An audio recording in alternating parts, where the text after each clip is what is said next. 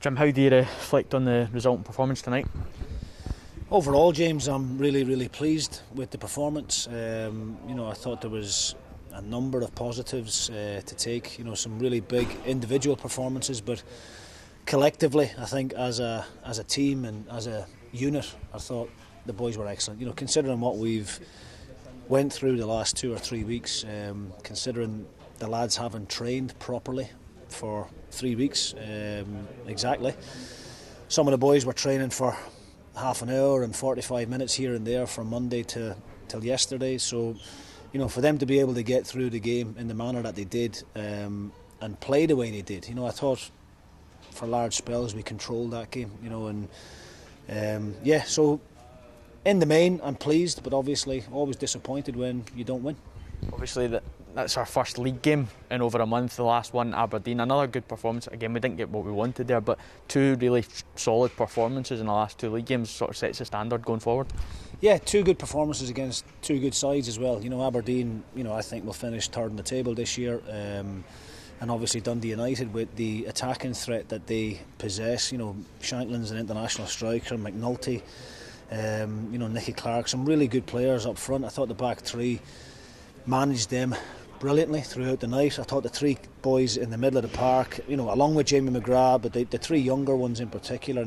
It's important to remember Ethan's only 19, Doyle Hayes, who had a fantastic debut, is only 21, and Cammie's obviously only 21. So added to that, I think Jamie's about 24, who I'm now not even calling a young fella anymore. So I thought those 4 in particular in there, controlled the game for us for large spells, and that's what we were hoping for. We hoped by putting that box 4 in there that we would dominate possession, and we did that. From back to middle, possession was really good, but we've certainly got to work at the top end of the pitch again, get that sharpness back, get that little bit of creativity.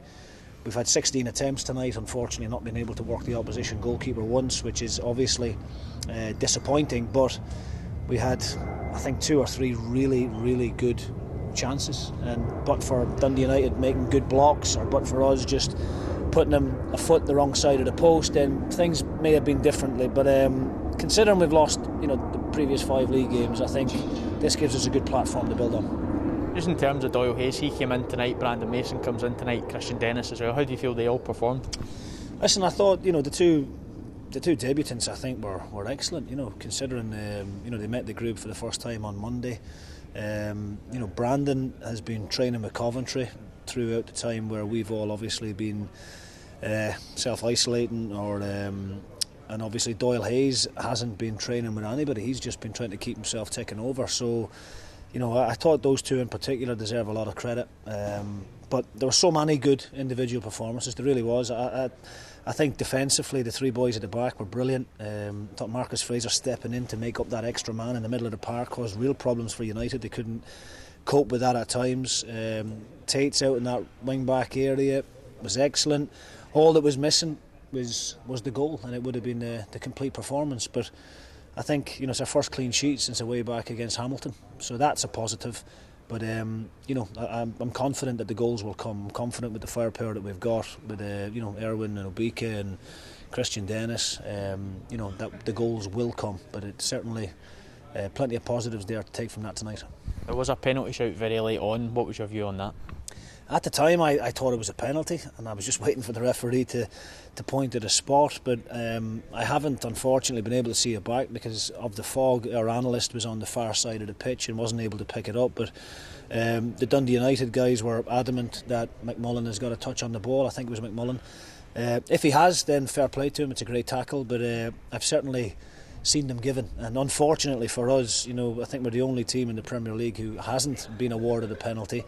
And I've seen some really soft penalties given over recent weeks, so hopefully we're due a little bit of fortune at that end, because I think we deserve the win. I've got a lot of respect for Mickey Mellon and his team, and they're a very well organised outfit, but I think tonight we were the better team overall.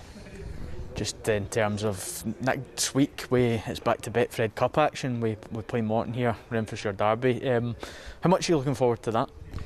We're all looking forward to it, yeah. I mean, it would be a hell of a lot better if we'd had a near full house in here with the supporters in, because I've played in plenty of them in my time here as a player, and they're great games, you know, and always a good atmosphere. And thankfully, I've always been on the right side of the result, and I hope that continues again midweek. But you know, I did just explain to the players, you know, because we've got a lot of new faces and a lot of guys who haven't experienced that particular derby, and you know, I emphasised the point to them after the game that yes, we're delighted with the point tonight, but we need to now focus on what's a huge game for the club and for the supporters, and I'm pretty sure they'll all be tuning in and watching from afar. But you know, it's important that the players realise how much that particular fixture means to this club, and we'll recover properly over the weekend, and we'll go again next week. And you know, no doubt the boys will have some stiff legs because they've not done a great deal recently, but once that one comes around against Morton, then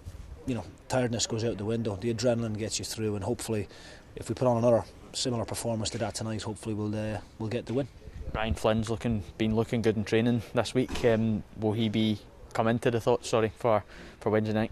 Yes, he will, yeah, and you know, he's unfortunate to miss out tonight, to be honest. You know, and this is the dilemma now that I have got, because when I've got a fully fit and healthy squad to pick from, I've got 21, 22 really good players, and I think if we can keep everybody fit and healthy, then we've got a great chance this season. Unfortunately, the last 10 weeks has just been an absolute nightmare for everybody. You know, we've not been able to pick a consistent starting 11, and that's been very frustrating from my point of view. But you know, it's great to have Flinny back. He's been unlucky with the lockdown period that we had.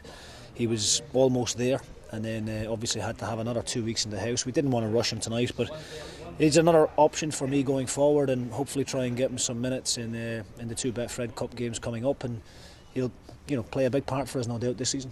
Just on that, on squad depth, it must have been nice for you to be able to name a full bench tonight and not have two goalkeepers on it as well.